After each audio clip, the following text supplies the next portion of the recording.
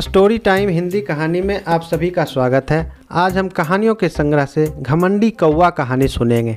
आशा है कि ये कहानी आपको पसंद आएगी। हंसों का एक झुंड समुद्र तट के ऊपर से गुजर रहा था।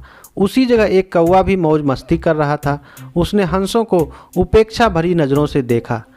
तुम लोग कितनी अच्छी उड़ान भर लेते हो, कौवा मजाक के लहजे में बोला।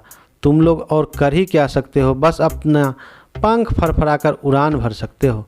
क्या तुम मेरी तरह फुर्ती से उड़ सकते हो, मेरी तरह हवा में कलाबाजियाँ दिखा सकते हो? नहीं, तुम तो ठीक से जानते भी नहीं कि उड़ना किसे कहते हैं।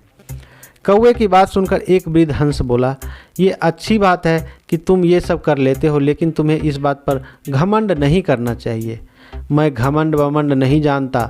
अगर तुम में से कोई भी मेरा मुकाबला कर सकते हो तो सामने आए और मुझे हरा कर दिखाए। एक युवा नर हंस ने कौवे की चुनौती स्वीकार कर ली और यह तय हुआ कि प्रतियोगिता 2 चरणों में होगी। पहले चरण में कौवा अपना कर्तव्य दिखाएगा और हंस को भी वही करके दिखाना होगा, और दूसरे चरण में कौवे को हंस के कर्तव्य दोहराने होंगे। प्रतियोगिता शुरू हुई। पहले चरण की शुरुआत कौवे ने की और एक से बढ़कर एक कलाबाजियाँ दिखाने लगा।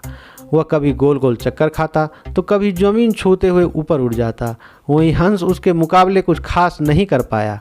कौवा अब और भी बढ़ चढ़ कर बोलने लगा, मैं तो पहले ही कह रहा था कि तुम लोगों को और कुछ भी नहीं आता, और हंसने लगा। फिर दूसरा चरण शुरू हुआ। हंस ने उड़ान भरी और समुद्र की तरफ उड़ने लगा। कौवा भी उसके पीछे हो लिया। ये कौन सा कमाल दिखा रहे हो भला, सीधे सीधे उड़ना भी कोई चुनौती है? सच में तुम मूर्ख हो, कौवा बोला। पर हंस ने कोई जवाब नहीं दिया और चुपचाप उड़ता रहा। धीरे धीरे वे ज़मीन से बहुत दूर होते गए और कौवे का बड़बड़ाना भी कम होता गया और कुछ देर में बिल्कुल ही बंद हो गया। कौवा बुरी तरह से थक चुका था, इतना कि अब उसके लिए खुद को हवा में रखना भी मुश्किल हो रहा था और वो बार बार पानी के करीब पहुंच जा रहा था। हंस कौवे की स्थिति समझ रहा था, पर उसने अनजान बनते हुए कहा, तुम बार बार पानी क्यों छू रहे हो? क्या ये भी तुम्हारा कोई कर्तव्य है? नहीं, कौवा बोला, मुझे माफ़ कर दो। मैं अब बिल्कुल थक चुका हूँ और यदि तुमने मेरी मदद नहीं की तो मैं यहीं दम तोड़ दूँगा। मुझे बचा लो, मैं कभी घमंड नहीं दिखाऊँगा। हंस को कौवे पर दया आई। उसने सोचा कि चलो, कौवा सबक तो सीख ही चुका है, अब उसकी जान बचाना ही ठीक होगा, और वह कौवे को अपनी पीठ पर बैठाकर वापस तट की ओर उड़ चला।